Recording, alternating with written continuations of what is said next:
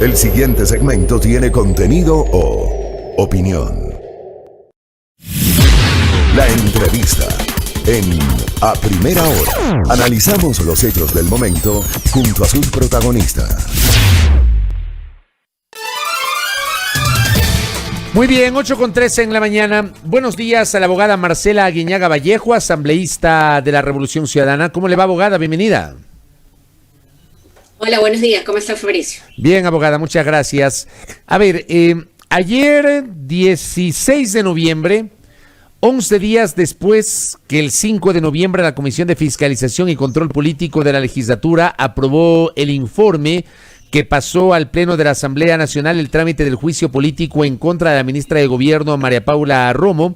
Digamos, ayer recién fue distribuido el documento, 11 días después. Llama la atención estos 11 días. Luego, la propia Ley Orgánica de la Función Legislativa, si mal no recuerdo, en el artículo 83, establece que transcurridas 48 horas de la distribución del informe, el presidente de la Asamblea tiene un plazo de 5 días para poder convocar a la sesión para el juicio político. Calculo, y extraoficialmente se conoció ayer, que la convocatoria podría ser para el lunes 23, o sea, dentro de 7 días. ¿Cómo ve usted el escenario? Primero, le quiero preguntar si le extrañó que hayan tardado 11 días para distribuir el informe, y luego, ¿cómo ve usted el escenario que se advierte de cara a esta interpelación? Bueno, no me extraña. Recuerde que Litardo juega de oficialista y por lo tanto Litardo cubre las espaldas de la señora Romo. Eso es más que evidente. Así que no me extraña. Él se vio forzado a ya circular el informe porque entró en vigencia las reformas a la Ley Orgánica de la Función Legislativa. Y en ese sentido, hoy le quita esta reforma discrecionalidad al presidente de la Asamblea Nacional, en el sentido de que se le pone plazos claros de circulación del informe y también de la puesta en el orden del día la solicitud de juicio político. Es decir, hoy es más complejo que un presidente pueda archivar, congelar una solicitud como lo ha venido haciendo Litardo en estos últimos 2 años. Así que no me extraña, nosotros estábamos esperando que lo circule en el menor tiempo posible. Recién lo hizo la tarde de ayer. Tenemos 2 días para revisar el informe y luego de eso tiene 5 días para convocarnos al Pleno de la Asamblea Nacional para conocer este juicio político. Ahora, le preguntaba, dicho esto, ¿cómo ve el escenario para esa sesión del juicio político contra la ministra de Gobierno? ¿Qué lectura usted tiene o cómo prevé el comportamiento de las bancadas legislativas? Porque claro, a esta hora la pregunta del millón es, ¿habrá votos o no para la censura y destitución de la ministra de Gobierno? Bueno, yo creo que todos los días hay como nuevos, indicadores por dónde van a conducirse una que otra fuerza política, ¿no? Alianza País y Badi, su posición fue manifestada dentro de la comisión, tanto es así que no apoyaron el informe, por lo tanto queda claro que ellos no estarían a favor de la destitución y censura de la ministra Romo. Sin embargo, de eso es importante revisar el comportamiento del PSC. El PSC suele en algunos casos no todos sus miembros votar en forma orgánica, por lo tanto habría que ver si ellos ponen los 16 votos que tienen, es decir, votan orgánicamente. En el caso de la Revolución Ciudadana es una fuerza política que normalmente vota en forma unánime y en organicidad luego de haber tomado una decisión interna. Y por otro lado vemos que hay algunos, permítanme desconectar una aplicación que está sonando. Que se le está poniendo ahí. Sí, me está interrumpiendo la entrevista. Le quita la concentración. Y aparte de esto vemos el comportamiento de los de los ex Creo. Hoy algunos de ellos pues están claros en sus posiciones, me refiero a y además son interpelantes, Roberto Gómez, Lourdes Cuesta. Por otro lado, hay algunos miembros de Creo, esto es una bancada que suele ser bastante indisciplinada, una bancada es de las fuerzas políticas que más número de legisladores ha perdido en el último tiempo. Ya vemos que hay 2 legisladores de Creo que han anunciado que ellos estarían a favor de la destitución y censura de la ministra Romo, y otros como el coordinador de Creo, que el señor Pachala, que ha dicho que palabras más, palabras menos, estaría en la posición de no necesariamente votar a favor, quizás una abstención, y que más bien estarían en la lógica de que la ministra renuncie. Eso lo ha dicho el coordinador de Creo en algunos medios de comunicación. Bueno, así que todo es por ahora panorama y pronóstico reservado. Todavía no creo que hayan los votos, creo que hay mucha presión también por otro lado hacia las fuerzas políticas, pero las fuerzas políticas al fin del día deberían preguntarse es qué ganan salvando a una ministra que está altamente desprestigiada, con muy poca credibilidad, con un gobierno que goza menos del 5% de aceptación. Entonces, hay mucho de eso que mirar al interior de las fuerzas políticas, ¿no? Yo creo que todavía estamos de pronóstico reservado. Correcto. Eso en cuanto a este juicio político, y sí, es un número importante de votos, se requieren 91 al menos, es decir, mayoría calificada de 2/3 para poder viabilizar una censura de destitución. Eso dice la Constitución para el caso de ministros de Estado. En contrapartida, habían 5 procesos políticos en contra de Richard Martínez hasta hace poco tiempo, ministro de Economía y Finanzas. Esos juicios políticos quedaron, digamos, congelados, fueron calificados por el CAL. Entiendo que no se los ha remitido hasta el sol de hoy, a no ser que usted tenga otra información, no se los ha remitido a la Comisión de Fiscalización. El señor Martínez ya no es ministro de Economía y Finanzas, resulta que más bien ha sido designado en las últimas horas como vicepresidente de países del Banco Interamericano de Desarrollo, desde mi punto de vista, contraviniendo una expresa prohibición consagrada en la Constitución de la República. ¿Cómo ve usted el escenario, en cambio, del tema de Richard Martínez?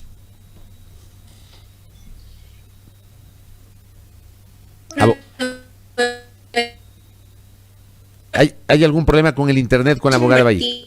Presidente de la Asamblea.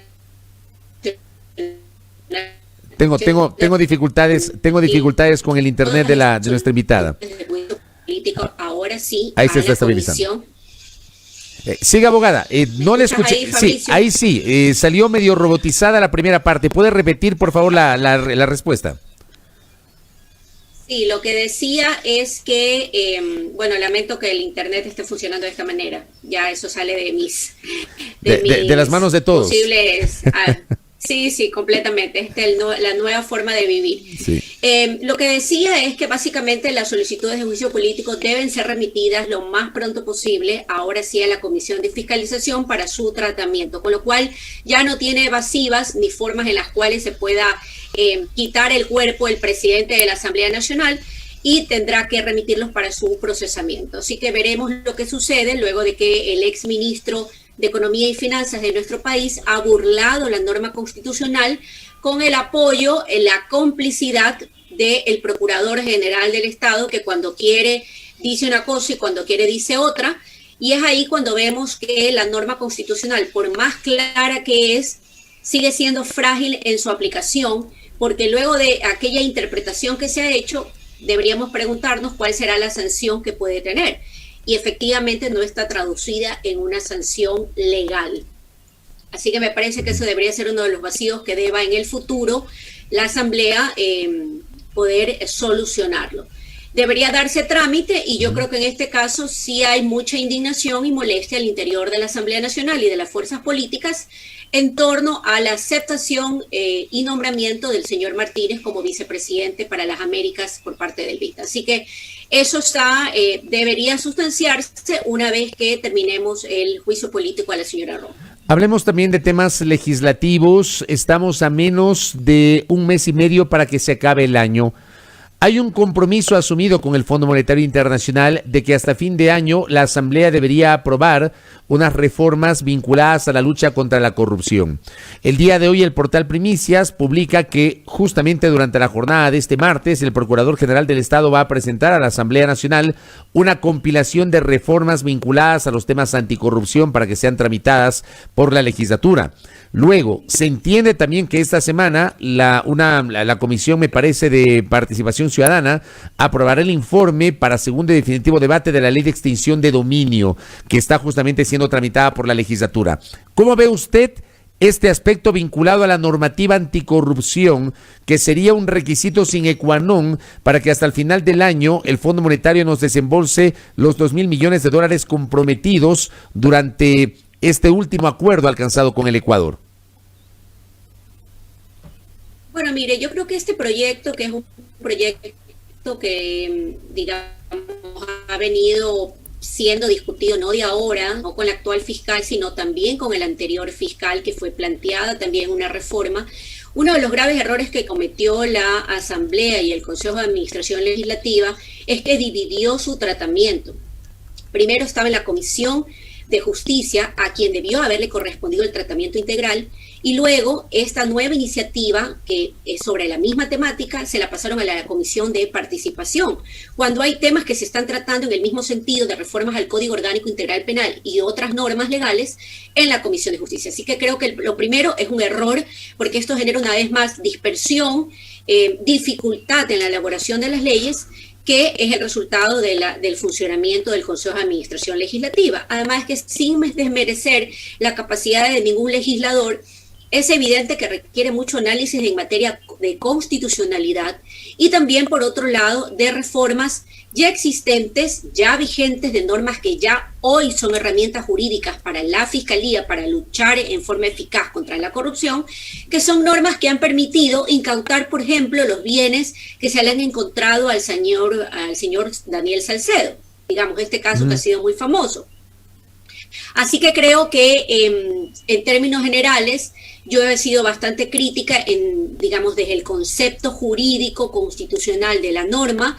Siempre reformas que evidentemente pueden mejorarse para la eficacia de la administración de justicia, sin que esto caiga en el otro lado, que es el populismo penal, la búsqueda de la persecución o la vendetta política utilizando este tipo de herramientas, porque hay cosas que a mí me preocupan. Por ejemplo, Fabricio, aquí hay el principio de la reversión de la carga de la prueba, es decir, ya no se va a conceptualizar que tú seas inocente por principio, sino que vas a tener que demostrar la inocencia, como investigado, como procesado, cuál es el origen de tus bienes, cuando la Fiscalía debería ser quien demuestre que el origen de los bienes son ilícitos, entre otras cosas. Así que hay algunos comentarios, insisto, que harían conocer, y es parte del debate, es un procedimiento bastante, digamos, goza de mucha celeridad. Creemos que una excesiva celeridad pueden acarrearse nulidades. Hay una prohibición, esperemos que el informe para el segundo debate ya haya corregido estos temas, como por ejemplo se prohíbe recurrir el fallo cuando esto es disposición de índole constitucional. Creemos que viola algunas cosas del debido proceso, así que yo he puesto algunas alertas, ya lo hice. Sin embargo, de eso vemos que hay, digamos, como un escenario ya marcado muy fuertemente, que aquel político que esté en contra de este proyecto o haga comentarios desde la lógica jurídica, más allá de política, sería mirado como el político que está en contra de la lucha contra la corrupción. Mire, normas legales no hacen falta, desde mi punto de vista. Hay suficientes, lo que deben aplicarse de manera debida por fiscales y, por supuesto, por la justicia en términos generales. Así que en este momento estamos a la espera del informe que la comisión puede emitir, más allá de cualquier condición que haya puesto el Fondo Monetario Internacional. Yo creo que estas son decisiones soberanas que debe tener el Ecuador, pero que, insisto, deben ser miradas, y ahí es mi pedido, y fue mi pedido a la comisión, miradas con mucha cautela, con el acompañamiento de la academia, también de los profesionales del derecho, expertos, a fin de que esto no sea luego mal utilizado por jueces o fiscales que no necesariamente gocen de probidad notoria. ¿Cuál es su posición, ya que estamos en estas, abogada Marcela Guiñaga, cuál es su posición sobre el proyecto de enmiendas constitucionales propuesto por el Comité por la Institucionalización Democrática, que da cuenta de la eliminación del Consejo de Participación Ciudadana, la autonomía de la Fiscalía General del Estado y la bicameralidad de la función legislativa? Ese tema ya pasó el primer debate y está ahora mismo en la comisión ocasional respectiva siendo analizado el escenario para la elaboración de un informe para segundo debate. Ustedes como bancada y usted en lo personal tiene una posición en torno a este tema. Sí, claro, bueno, mi posición fue muy clara en torno a que no necesariamente se corrige la institucionalidad del país eliminando funciones del Estado, como en este caso, parte de la función de transparencia es el Consejo de Participación Ciudadana. En principio yo creo que luego del espíritu y del análisis que se hizo en la Asamblea Constituyente de Montecristi, el concepto per se es bastante bueno, entregarle al poder popular, a los ciudadanos, la participación activa en la toma de las decisiones, en la selección de autoridades. En la práctica, quizás lo que había que hacer era mejorar los mecanismos para que no sea mal utilizada la participación por uno u otro sector político, porque no solamente es que la participación está reflejada desde lo que puede hacer el Ejecutivo. Recuerde usted que se instauró la participación desde la construcción de los presupuestos de los gobiernos autónomos descentralizados y también hay cuestionamientos al respecto. Entonces, yo creo que en principio fue una idea bastante innovadora por parte de la constituyente de Montecristi que no llegó a realizarse de manera debida y ahí es cuando tenemos cuestionamientos. No porque el señor Polit haya sido un pésimo contralor, quiere decir que tengamos que eliminar la Contraloría. Esos son los conceptos que a mí me preocupan, porque son debates sumamente simplistas en el Ecuador, creyendo que borrando todo y comenzando de nuevo es cuando mejoramos nuestro sistema democrático, y no suele ser así. ¿Qué es mi preocupación de manera sustantiva en torno a este tema? Devolverle esa facultad a la Asamblea Nacional. Una Asamblea Nacional que hoy goza de muy poca credibilidad, una Asamblea Nacional desprestigiada, pero por eso no creemos que hay que eliminar la función legislativa del país, pues. Estos son, yo creo que los contrapesos que hay que tener en el debate. El hecho de devolver la selección, nominación y finalmente elección de autoridades de control a la Asamblea Nacional le da un peso de índole político. Por más que pongas comisiones, como algunos pretenderían hacer, comisiones de selección, evaluación, final va a tener un gran peso político. ¿Eso es lo que queremos los ecuatorianos? Es mi pregunta. Al fin del día, esta reforma parcial tendrá que pasar por un referéndum y ahí los ecuatorianos se pronunciarán.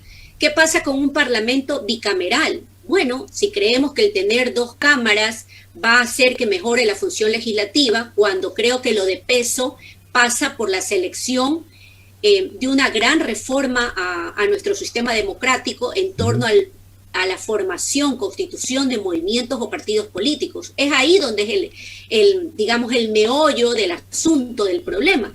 No van necesariamente por ser bicamerales, no necesariamente van a llegar los mejores o los patriotas. Y yo creo que eso es un grave error en el sentido de generar dos cámaras cuando hoy hay una muy fuerte decepción de los ecuatorianos en torno a la función legislativa.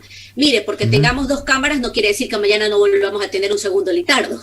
Así que me parece que eso es bastante complejo. Hay que madurar todavía políticamente, hay que tener escuelas de formación política al interior de las fuerzas políticas, y creo que también pasa el mismo discurso por reducir el número de asambleístas, ¿no? Que es otra de las iniciativas lideradas por este comité cívico, creo que se llama. Correcto. Abogada, le pido un minuto porque se me terminó el tiempo, una respuesta corta.